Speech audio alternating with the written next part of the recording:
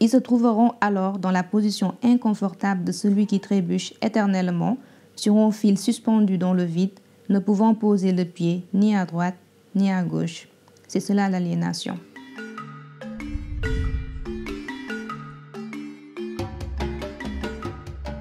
Bonjour, je m'appelle Maladou Rika, j'ai 24 ans et je suis diplômée en communication et digital marketing. Je suis actuellement en recherche d'emploi. Par ailleurs, je suis auteure du recueil de poésie qui s'intitule La Cavalière, qui a été édité en 2017 chez Harmattan. Et durant mon temps libre, je tiens un blog pour lequel je ne suis pas très régulière, mais j'essaie de publier de temps en temps des articles. À part tout ça, je suis sénégalaise d'origine peul et j'habite en France depuis bientôt 4 ans. J'ai été touchée par la littérature de façon générale, très jeune. On peut dire que la lecture a été, dès mon plus jeune âge, mon loisir favori. Je me souviens que le premier livre que j'ai lu, c'était Le Club des 5 en vacances. Et ce genre de série de romans d'aventure, de romans policiers qui ont bercé mon enfance. Je me souviens par exemple des aventures d'Alice Roy, de Fantastic Fantomette, que j'adorais dévorer, entre autres. Et sinon, par rapport à la littérature africaine, c'est venu vraiment après.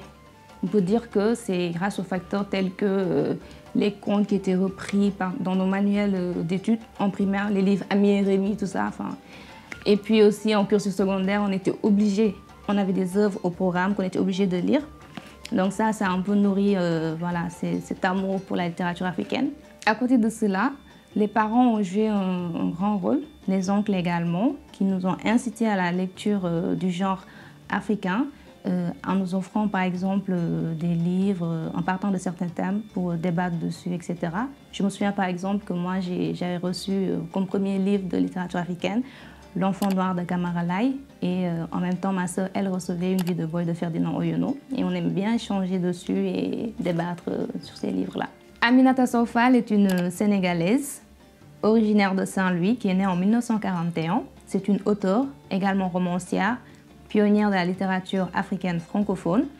C'est vraiment une grande dame de lettres dont les romans les plus connus sont Le Revenant, publié en 1976, La Rêve des bateaux, qui a été publié lui en 1979, et puis le livre qui nous intéresse aujourd'hui, L'Appel des arènes, publié en 1982. Le nom Aminata Sow Fall est vraiment célèbre au Sénégal. C'est une auteure quand même qui a une certaine notoriété, mais en dehors de cela, si je peux dire la relation particulière que je pourrais avoir avec cet auteur, c'est qu'en 2015, j'ai remporté le prix Aminata Sow Fall pour la créativité et qui est donc à la base de la publication de mon recueil de poésie. En somme, L'Appel des arènes relate l'histoire de Nala, un jeune garçon âgé de 12 ans qui traverse une crise d'adolescence qui le pousse vers une quête identitaire, une quête de repères, qui le pousse à se tourner vers des personnages comme sa grand-mère Mamfari ou encore des adultes avec qui il a tissé des liens d'amitié comme André et Malaw,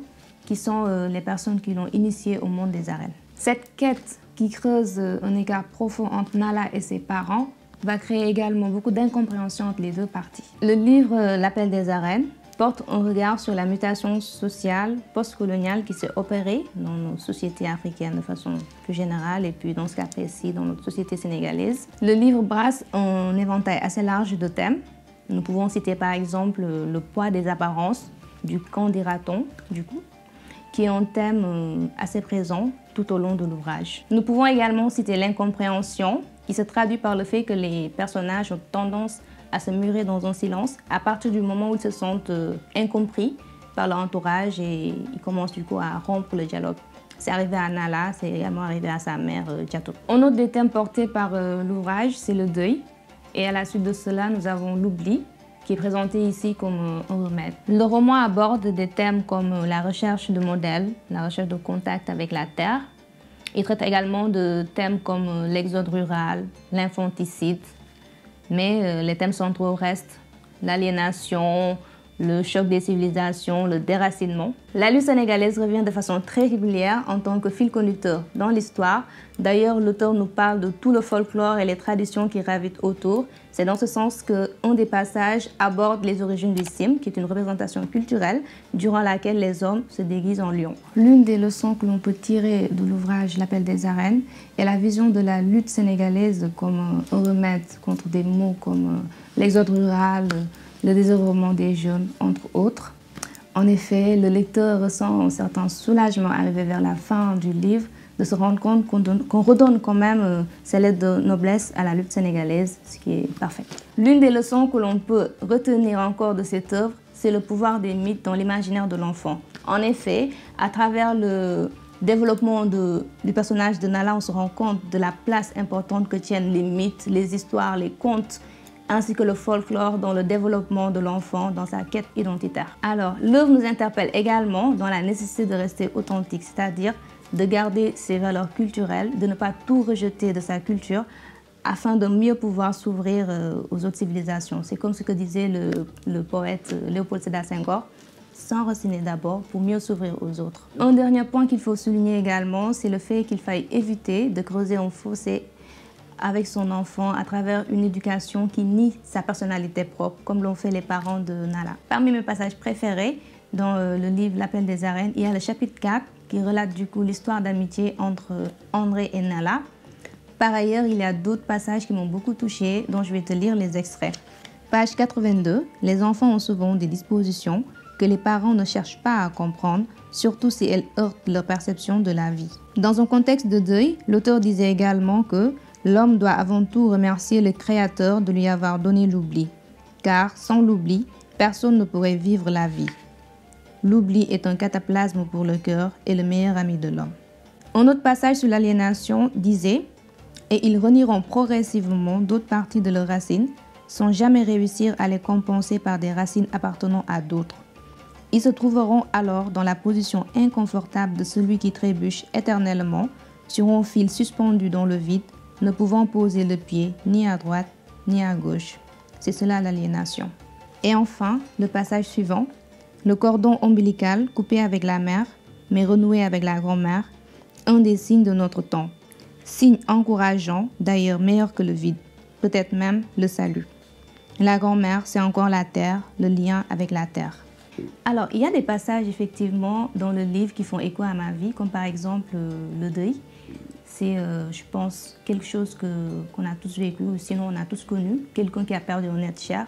Du coup, ça a été assez touchant de voir la façon dont Nala, avec son jeune âge, a vécu le deuil. Je partage également l'a priori de Diatou, dans le passage où elle était inquiète à l'idée de faire consulter son fils par un psychologue, dans la mesure où nous sommes nombreux à penser comme elle que la psychologie est une inquisition mentale. Quand je dis nous, c'est nous au Sénégal. Par ailleurs, j'ai beaucoup d'empathie par rapport au passage où on montre l'importance des contes, des mythes, de la transmission orale en général, car comme Nala, je considère que ce sont des écoles qui forgent la personnalité de l'enfant.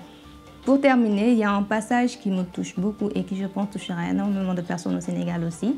C'est le fait que les parents ont tendance à avoir énormément d'attentes vis-à-vis de leurs enfants, au point de les étouffer et de ne pas leur laisser éclore leur propre personnalité. Pour finir, en termes de conseils de lecture, je vous recommande vivement le livre de Tilène à Plateau, Une enfance dakaroise de Nafissatou Niang Diallo, Nini Milatresse du Sénégal d'Abdoulaye Sadji, La dernière nuit du Raïs de Esmina Khadra et enfin Le monde s'effondre de Chinua Achebe.